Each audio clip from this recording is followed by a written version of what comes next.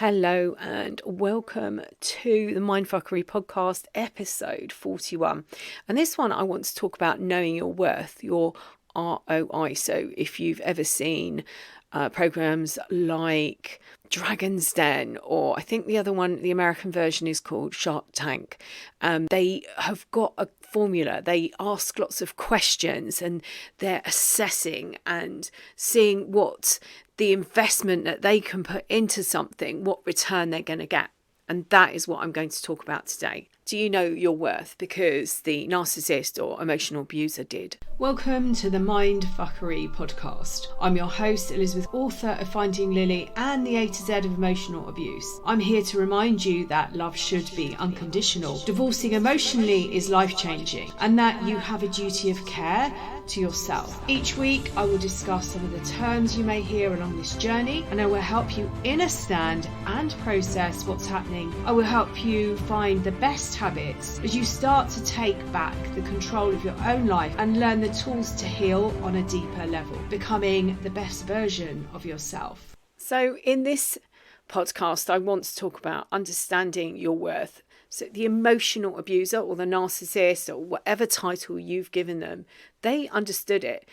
They had worked out your ROI. So your ROI is the return on investment. Now, not all emotional abusers are particularly clever, but what they do know is how to manipulate people, and they do it to get what they want. So they will have made it their focus to understand you, to get to know you, to find out exactly what you will be worth to them, what they have to invest to get that return back. And what they do is they've seen particular qualities within you, and they leave you feeling abandoned, which is something that they try to avoid, and they leave you feeling empty and very lonely, possibly worthless. And at the beginning of the relationship, the emotional abuser did some calculations and they worked out exactly the ROI. So the official term of ROI, return on investment, is a performance measure used to evaluate the efficiency of an investment or compare the efficiency of a number of different investments. ROI tries to directly measure the amount of return on a particular investment relative to the investment costs. So they've calculated how much time, how much money, what they need to invest, and what yield they're going to get back on that. They've done this in a various different ways. So they've presented their child, their inner child, their damaged child, their victim to you. And they have been very interested in what you are interested in, what makes you tick, what your values are. They will have worked out types of cars you drive, the house that you live in, the job that you've got, the commitments, maybe your children and things like that. And during this idealization, they are actually working out what you'd be prepared to give them, what you'd be prepared to give up. They will have calculated how long it will take before they have full control over your life, over your money, and over your attention. So the emotional abuser or the narcissist, or whatever label you want to give them, title you want to give them, they know your worth. They calculate that at the very beginning. If you've actually seen that series called Dirty John on Netflix, you will have seen during that what they're able to do. And John's just out of prison. He's living in a motorhome, which was given to him by his sister. He's set himself up a profile on a dating website, and he has an Excel spreadsheet, and he's working through a list, much like a telesales person would work through. He's going for the no, which is actually a sales book. So that is another calculation. How many no's you have to, how many phone calls you make and how many no's you get in those phone calls before you get a yes. It's about reverse psychology. And this is really what he's doing. And it shows you during this series some of the dates that he went on. And one of them, he asked the question of what this woman did. And I can't remember what she did. And then she said that her brother was in the police. She was straight off the list. So he then knocks on Debbie's door And he fabricates his story. He changes some of the details. He meets one of her daughters and she really didn't like him, but he would have added her into his formula. The return on investment was what he would have access to and what Debbie would do for him and the lengths that she would go to. So he was asking questions about her previous relationships, her children, her divorces. He found out that she owned a company. This all goes into that calculation. He walks into her flat when to pick her up on a date, and he will have been assessing, the quality of the stuff around the room over a period of time. It wasn't actually a long period of time. I think that there was a bit of an argument with one of the daughters, and so they decide to go and have a look at a beach house. And so they look at that, and Debbie goes and takes out a lease on it. And she had the money to do that. And he manipulated her, and he created scenarios, and he, I'm not quite sure where he got the money from. I think he was selling drugs that he was getting through somebody else that he was dating. I don't want to ruin the whole story for you. It is true. And he shows that he's got some cash, that she has some money that she puts away. And then he does things like he puts up monitors around the apartment, and he also manipulated a scenario of a break-in to get that done. She has her own business. As I said, she has cash in the bank, and she also has cash in the apartment. She has really nice cars that he then has access to. So this is all this scenario. What does he have to do to land in that life? And it's during the cycle of abuse that they work out exactly what you're worth to them. And over a period of time, they take that from you and they break down your self-esteem and everything that they like about you, and they discard you and they leave you in pain, wondering what you did wrong and why you aren't good enough. They created a fantasy of who you would be for them, what you would do for them.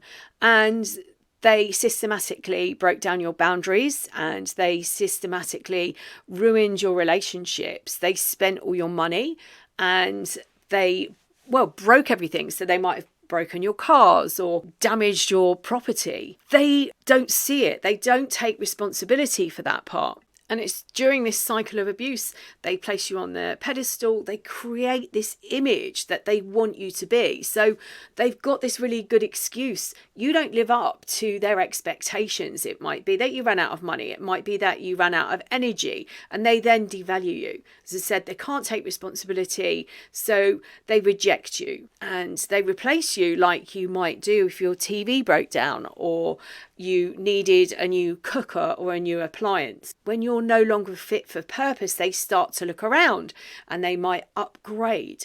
Now, this doesn't happen in all situations. Sometimes you wake up and realize what's going on, and some people get out of that relationship, but it still leaves the same damage.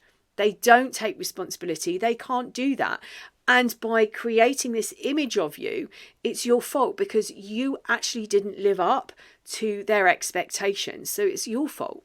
And this is a pattern, and they will continue to use this formula when they move on to the next person.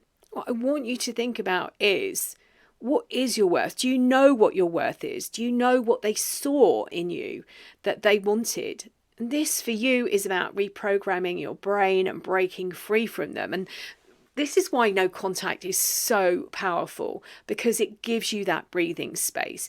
This is about stopping the thoughts. They've told you perhaps that you can't live without them, that they're the best thing that ever happened to you. And it's about breaking these thought processes, breaking the voices in your head. And that is a really good place to start with healing. No contact is going to give you that space to heal, to breathe, to regroup and find out, understand what's going on. You might go through phases of rumination. So it's getting up and creating routines that will help your healing, things like breathing and grounding. And then thinking about the words that you hear. So when you start berating yourself, those conversations that you have in your head, where did they come from? And then going in a little bit deeper and saying, whose voice is it? How's the sentence constructed? Is this something I would say, or is this something that I've been told?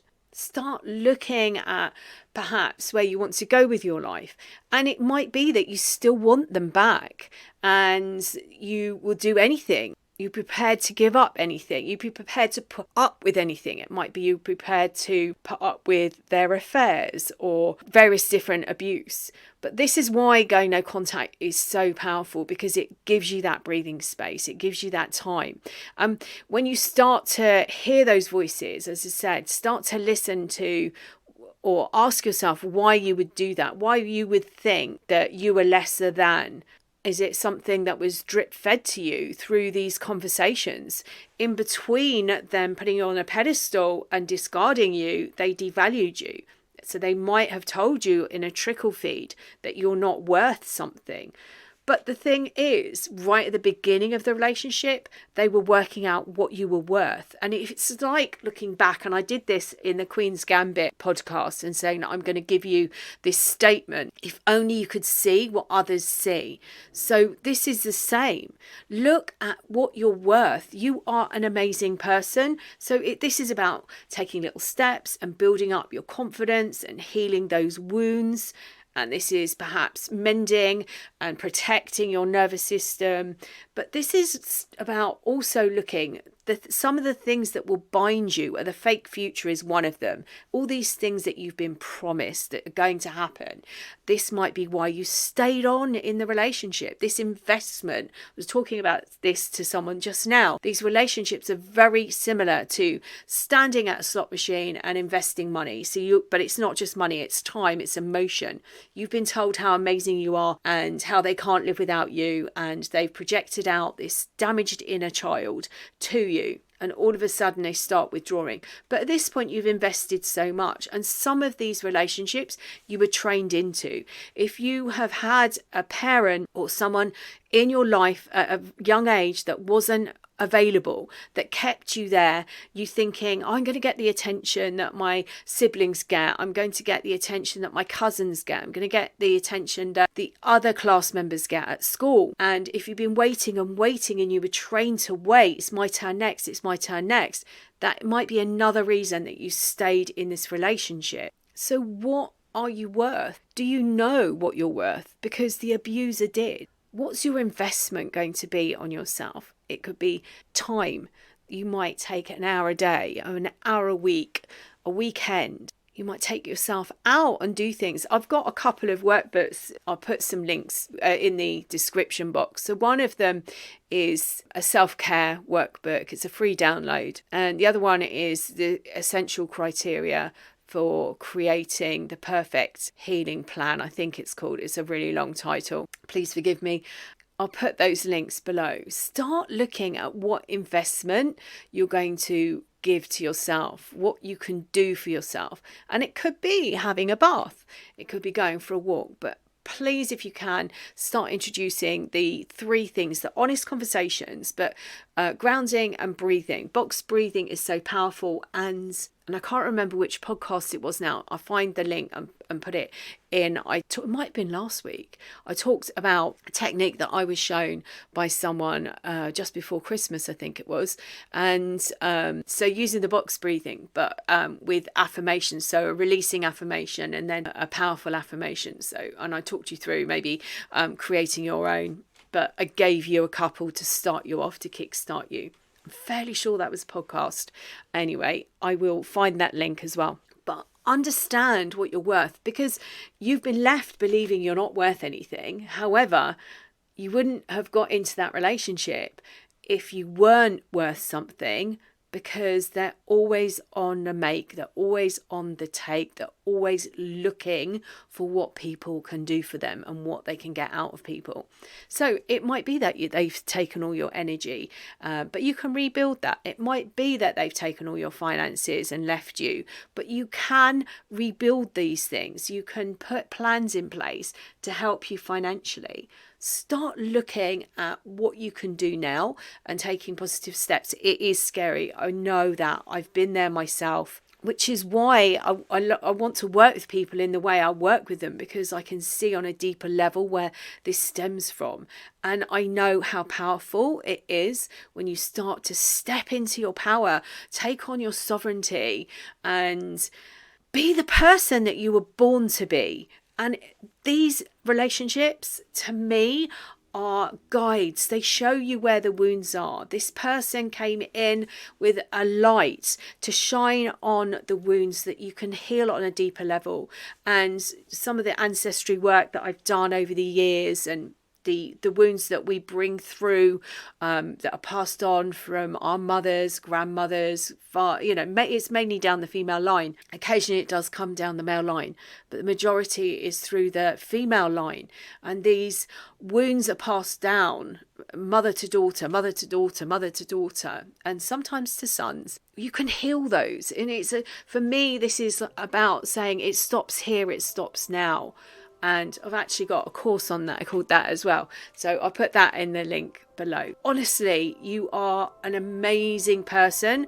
You wouldn't have ended up in a relationship if you had nothing to give. So start to look inwards and ask yourself, what am I worth? Do you know it? I'm sending you loads and loads of love. Until next time.